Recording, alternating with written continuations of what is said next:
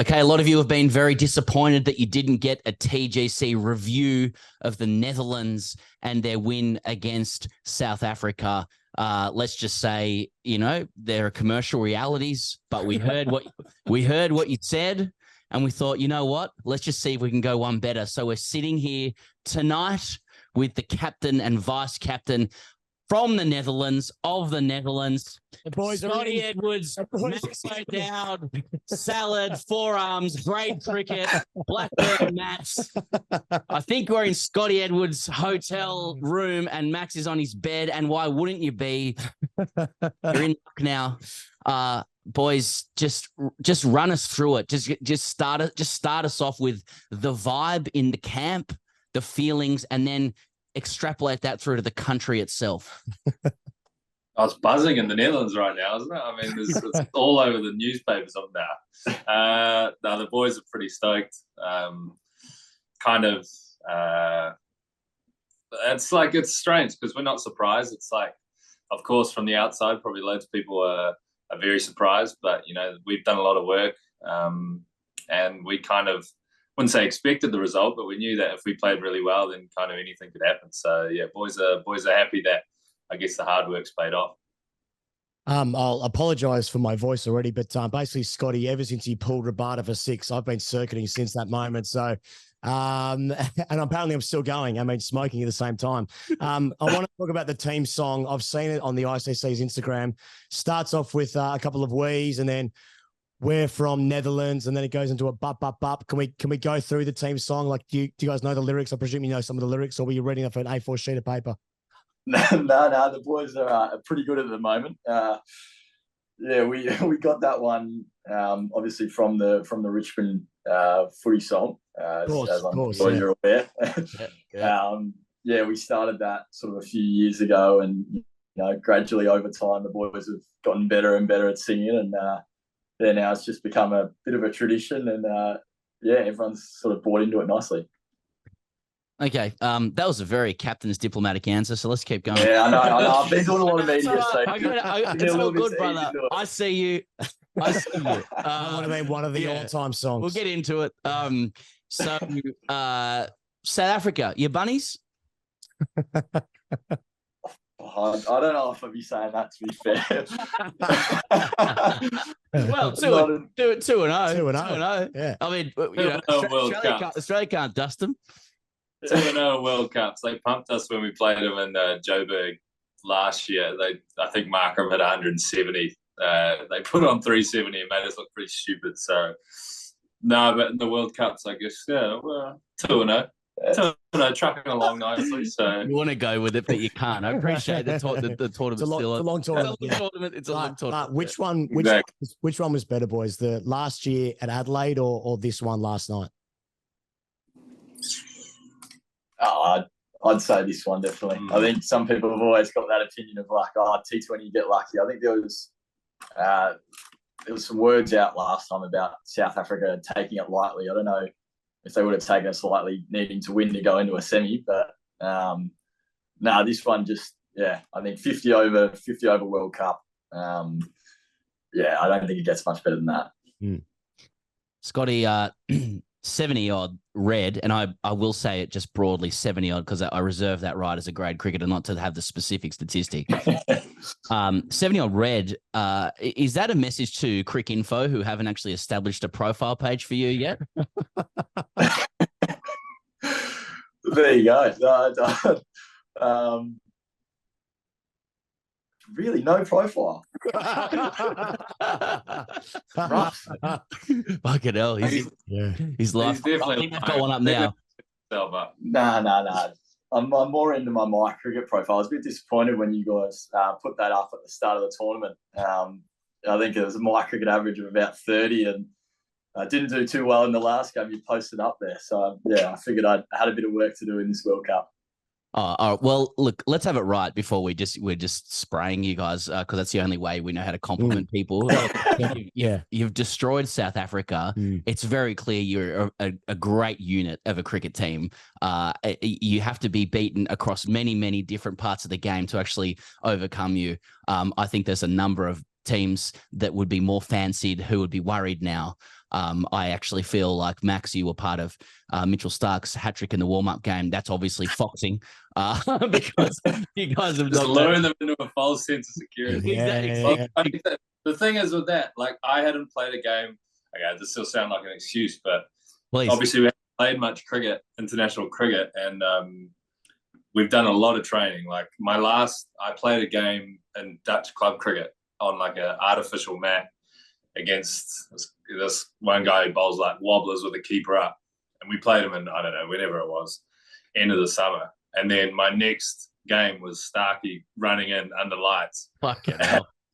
At Trivandrum. So it was like, yeah.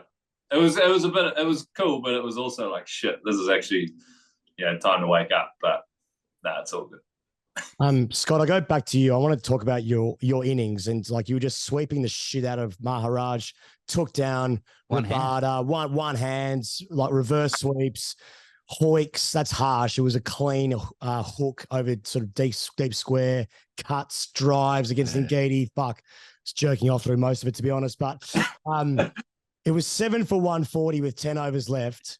You finished 8 for 245, so 105 of the last 10. Can you talk about what the game plan was at that point? I mean, it was a 43 over game, but so was it just balls to the wall? What was the thought process going on? To be honest, I was batting with Ruler at the time, and I think he's probably one of the best men in the world in that situation.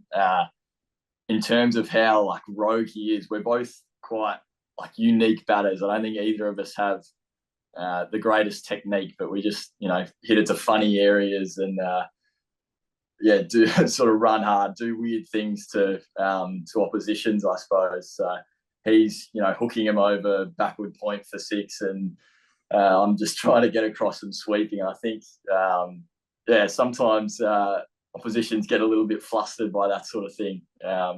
And I don't know, it sort of came off, and then obviously our number 10 came out, and I was sort of just giving him the strike because he's a 19-year-old beast that just like in the net bombs of 100 meters. So he got going. Yeah, I don't know if there was too much thinking. It was just trying to hit the ball, and we found a few boundaries while we were at it. Yeah, like anyone who's played cricket at like an okay level would know this dynamic in the game where like it might have just been ambling along a little bit, but if you win the last 10 overs to the point where things are starting to happen where your own teammates, and there was a great shot of Max at this point, are starting to like Yahoo and yip away like on the last ball, you went for the suicide second run, Scott, and you got away with it. And like, that is just like, for me, that's basically South Africa 3 for. You know what I mean? Like South Africa starts, you actually pull that off, because then they're flashing to Max, the salad. Everyone's just going, yeah. Then they're going to the Dutch fans who must have been making a ton of noise. They look like an absolute party there as well. Like, can you just describe what that momentum shift was like from a cricketing perspective, where you dominate them for the last 10 overs, they're not expecting it. What did you see from them? What's the chat at halfway? Well, from the dugout, it was pretty amazing to watch. I've played with Sticks a long time. I know what he's capable of, and I'm sitting there kind of talking through his innings, like saying when he's going to sweep, when he's going to do this, when he's going to do that. Anyway, obviously the guys are off, guys are going well, and you can kind of see it in the South African guys. And like Scotty said, when he's hitting it, or when Ruler's trying to hit one through cover, it's going over third man for 6. That's slowly started to kind of, I guess, search for little things, which led into our game plan. And yes, I mean, it was an amazing finish from Scotty, Duddy, and Ruler. And you could kind of sense that we took this momentum into our fielding innings. And I felt like South Africa looked a little bit flustered at the end. And Logan, I mean, Scotty's come running in like we're chilling, about to have a little bite to eat. Sticks is coming like all sweaty, and Logan's just walked in. He's gone, they're nervous, we're calm. Panicking. You could just see. You could see it was. It was pretty cool. It was a pretty cool moment. We managed to take a bit of that calmness and, from Stoinis' great quote, one that we use very often. So. That's good shit against South Africa as well. Oh my God. Yeah, once again. Okay, I got a question for you that I think has been like a little bit of the online discourse today as well. Like, how do you guys feel about being characterized as underdogs in a situation like this? Like, obviously, technically, you would have been from a betting standpoint or whatnot, but there's a lot of people who come to the World Cup late who would go, well, there are these full member nations, and then there's the Netherlands. We expect them to get pumped every game. We've got no idea about their story beforehand. The Netherlands may as well be, like we all know them as a soccer team: Bergkamp, Kluivert, Overmars. Van Dijk. He's younger. A lot of people are really happy that this upset has happened, but there's a lot of other people who are like, actually, no, the Netherlands are really good. Like, how do you guys deal with the idea that, you mightn't be as well known as other teams in the tournament? I think we take a lot of humor out of, the articles that get written and that sort of thing. And like even the comments on social media, it's like they're so polar opposite on, you see an ESPN article and, one person saying like, oh, South Africa is like butched it. It's, the curse and all this sort of thing. And then you got the other half of people who are saying, they just played a good game of cricket. So, yeah. I don't know if we buy into it too much, the underdog status or anything like that. I think it's just, it's pretty funny to read, but, we've beaten some good quality teams in the last 18 months. So it's not as much of a shock to us. We played in the Super League. In fairness, we got pantsed in most of those games, but now that we've played these guys so often, you just sort of get used to it, I suppose. Well, last night was Johan Cruyff. It was total cricket. Very good. Thank you. At the drinks break, it was shown on TV that you handed a piece of paper to the skipper. I want to know what was on that piece of paper. Was it a photo of Will Pukowski showing a similarity between yourself, the great man from Victoria? Was it a simple message? We need to work hard, lift, take our catches. What was on the piece of paper? Yeah, it's just the classic, like walking with the bowler, make sure, like just the cricket cliches. We obviously do a lot of homework on the guys. That's something that we feel like is extremely useful. So for every batsman, we pretty much have our own little plans, our own matchups. We do a lot of analysis work. I think sometimes like quite a lot of guys say they don't really like doing the analysis and they just like to play the bowler or bowl to the batsman, whatever. But I feel like we can kind of get a real edge on guys and figure out ways to get them out, which might be different from the norm. So, I mean, it looks ridiculous. Like I'm running around with sheets of paper and like I'm just there. My pockets are full and everyone's coming to me during drinks breaks and so on. But it's been really useful. And we enjoy it. Like I quite enjoy the leadership aspect of it, running around with these papers, but it's all good. Is that a like an initiative from your mental coach? I read a Firdaus Munda article from the qualifiers where you guys were discussing having a mental coach who talks a lot about luck and magic. And so I just wondered whether like that was a flow on from that, whether you still got the mental coach with you, whether they were helping you with what happened last night. Was it luck? Was it magic? Or was it just good cricket? That's probably an interesting one because, our mental coach, or the guy who works with us on leadership, I did a lot with him for the last year and a half, but he's actually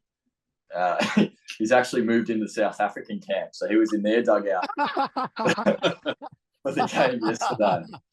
That's actually the secret agent. Yeah, so we just planted him in there.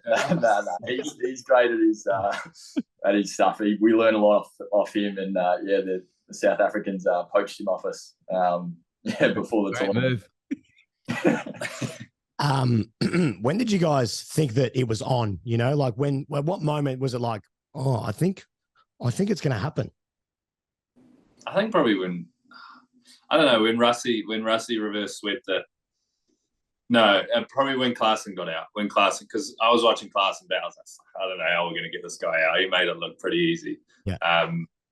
And I was speaking to Logs at mid-off, and I was like, come, Logs like, mate, this guy's, he's doing well. I'm just going to keep hammering away. I said, yeah, no, all good. And I said to Paulie bowled one, on my sheets of paper, one of the things was, if we're going to bounce them high, because he likes to pull in front of square. And he goes, all right. So he bounced him and he pulled him over long arm for almost 6.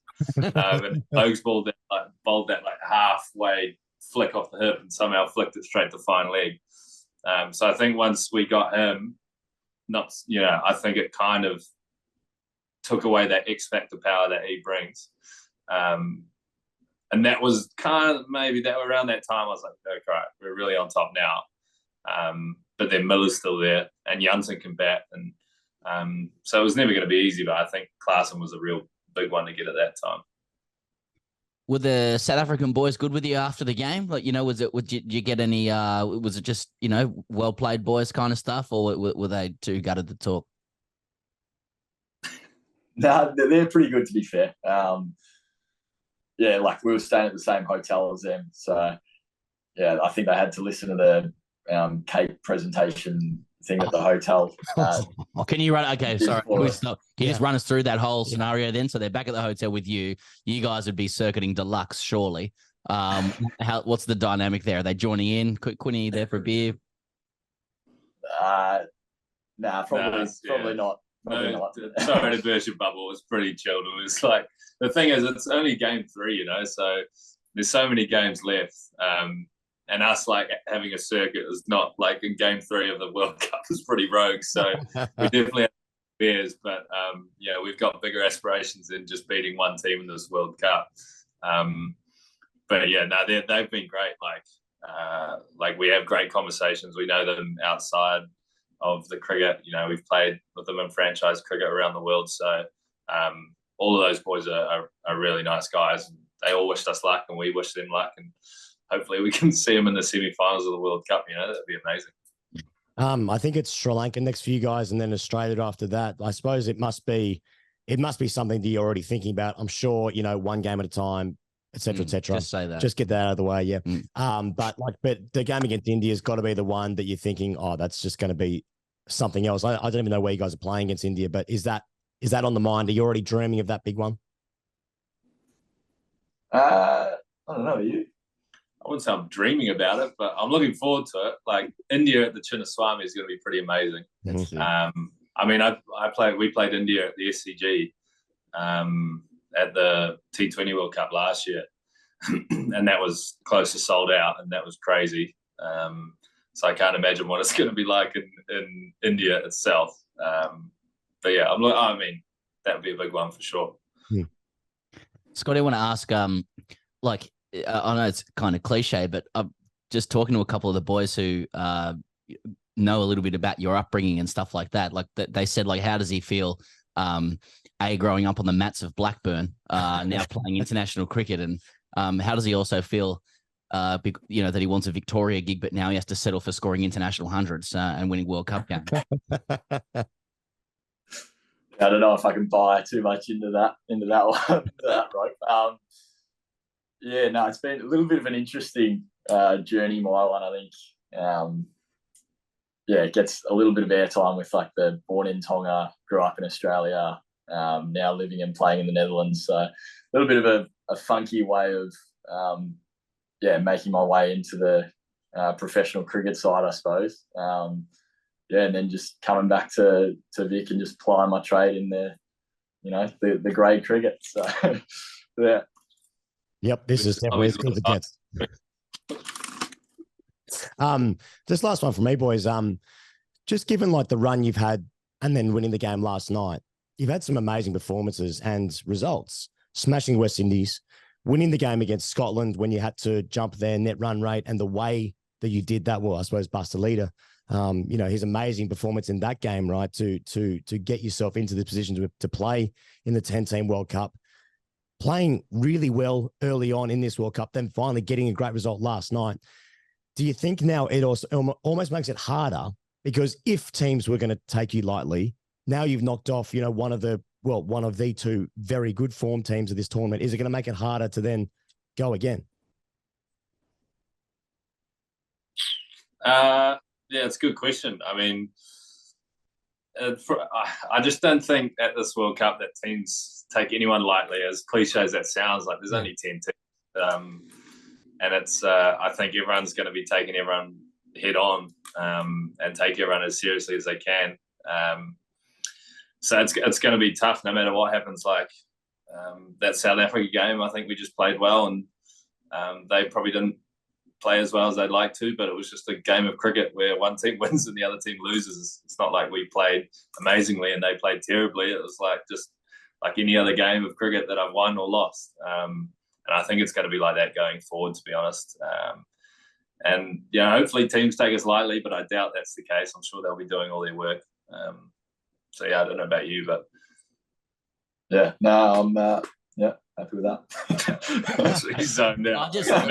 I mean, what's obvious is like you guys are balls deep in a World Cup, and you have much higher ambitions than just being seen as rank underdogs who pulled off a magic feat. And you can tell by the way you guys play your cricket that you absolutely deserve to think that way. And I know you've got different levels you want to go to. It's just funnier to cast you this way. It's great, for our own for our own purposes. How did you get time off work to go to the World Cup? Exactly. I work 3 full. This is just my part-time job. I mean, I've got 3 other full-time jobs. You know? Hey, what's a worse outfield, Dharamshala or Amsterdam? That's a tough question. I mean, Dharamshala, like beautiful place. Yeah. Outfield slightly dodgy, not gonna lie, but Amsterdam has been dodgy on its day, as we all know. I think we're used to playing on soccer fields and rugby ovals, and I think it's still full artificial fields as well. There's a couple of clubs where it's like artificial pitch and then artificial outfield with like football outfield lines. So it's like on a hot day, it's the worst day in the world. I think Dharamshala is pretty good compared to a lot of the places we play on. Yeah, well said. Once again, diplomacy. No, that's good. It's good. Okay, you talk about circuit. Obviously, you're taking it lightly. That's fair enough, or you're just lying to us. But Logan Van Beek, are the shapes that he cuts, the dance shapes that he cuts, as good in real life and away from the camera as they are on the content capture days that we're getting on social?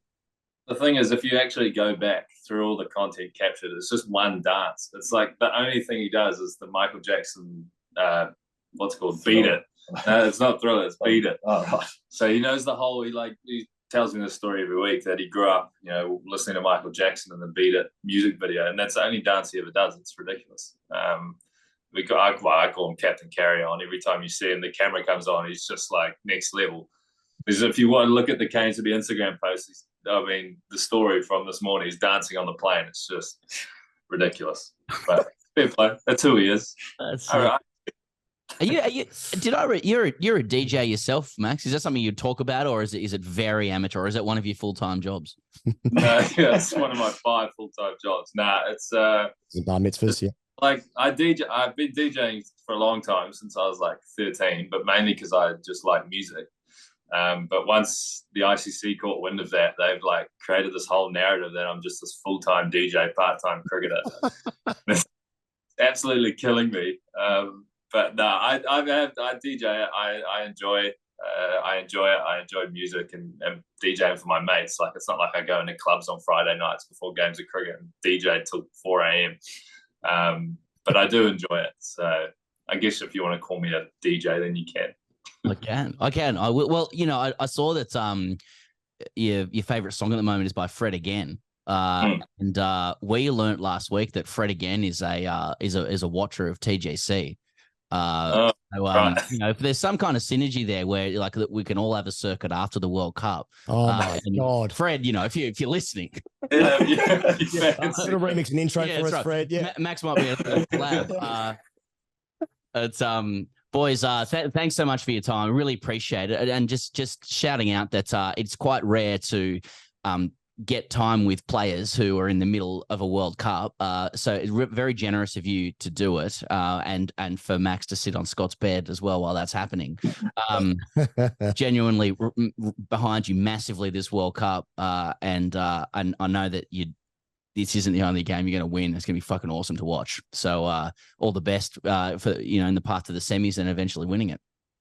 Appreciate it. No, that's it. Appreciate it, boys. We'll we can do it again after the semis. No, Maybe a World Cup final pre-chat. Okay, guys. See you, boys. See you later. All right, cheers, guys. Thanks.